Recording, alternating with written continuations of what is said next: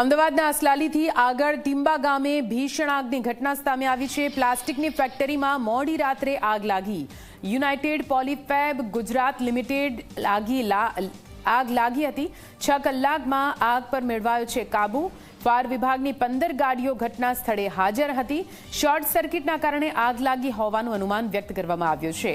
આગની ઘટનામાં અડધી ફેક્ટરી બળીને ખાક થઈ ચૂકી છે। આ દ્રશ્યો આપ જુઓ। દ્રશ્યો પરથી અંદાજો લગાવી શકાય છે કે આખરે આગે કેવી રીતે જે હતું તે બધું ભસ્મ કરી નાખ્યું છે।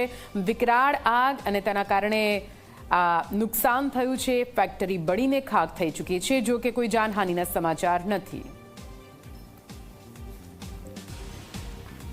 અમદાવાદ જિલ્લામાં મોડી રાત્રે આગની ઘટના સામે આવી। જે આગની ઘટનામાં 6 કલાકે આગ કાબૂમાં આવી છે અને આગ ઠંડી પડવાની કામગીરી એ ફાયર બ્રિગેડના કર્મચારીઓ કરી રહ્યા છે। આ વાત છે અમદાવાદ જિલ્લામાં જે બારેજા આવેલું છે તેની પાસે એ ટીંબા ગામ કે જ્યાં કંપની આવેલી છે યુનાઇટેડ પોલીફેબ ગુજરાત લિમિટેડ, જે દોરા બનાવવાનું કામ જે છે એ આ ફેક્ટરીમાં થતું હોય છે। ત્યાં રાત્રે 12 વાગ્યાની અરસામાં એ આગ લાગવાની ઘટના બની હતી અને તે ઘટના બનતા ફાયર બ્રિગેડને જાણ કરાઈ, જ્યાં વહેલી સવારે અને 9 વાગ્યા સુધી એ સતત ફાયર બ્રિગેડનો પાણીનો મારો ચલાવતા એ દ્રશ્યો જે છે એ જોવા મળ્યા। જે આગની ઘટનામાં 50% જેટલી આખી ફેક્ટરી જે છે એ ખાક થઈ ચૂકી છે। જે આ દ્રશ્યો જોઈ શકાય છે કે જ્યાં આગ લાગી હતી, જ્યાં મશીનરી જે છે એ સંપૂર્ણ બળી ચૂકી છે અને બીજો પોર્શન અહીંયા એ જોઈ શકાય છે કે જે પ્રકારના મશીન જે આગમાં એ લપેટમાં આવ્યા હતા કે જ્યાં એ દોરા બનાવવાનું કામ ચાલતું હતું, એ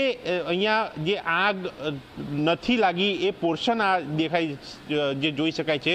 આ જ પ્રકારના મશીનો જે છે તે આગની લપેટમાં આવ્યા અને 50% જેટલું નુકસાન થયાની વાત છે। અમદાવાદની સાથે સાથે અન્ય જે જિલ્લાની અને અન્ય જગ્યાઓની જે ફાયર બ્રિગેડની ટીમોની મદદ લેવામાં આવી।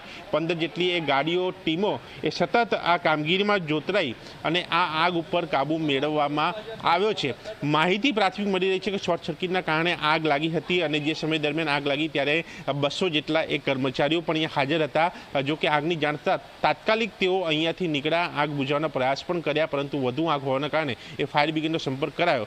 સારી બાબત છે, આગ કંટ્રોલમાં છે, કોઈ જાનહાનિ નથી, ઈજા નથી, પરંતુ આ આગમાં 50% ફેક્ટરી બળીને ખાક થઈ ગઈ છે। કેમેરામેન તુષાર શાહ સાથે દર્શિત રાવલ, ઝી મીડિયા, અમદાવાદ।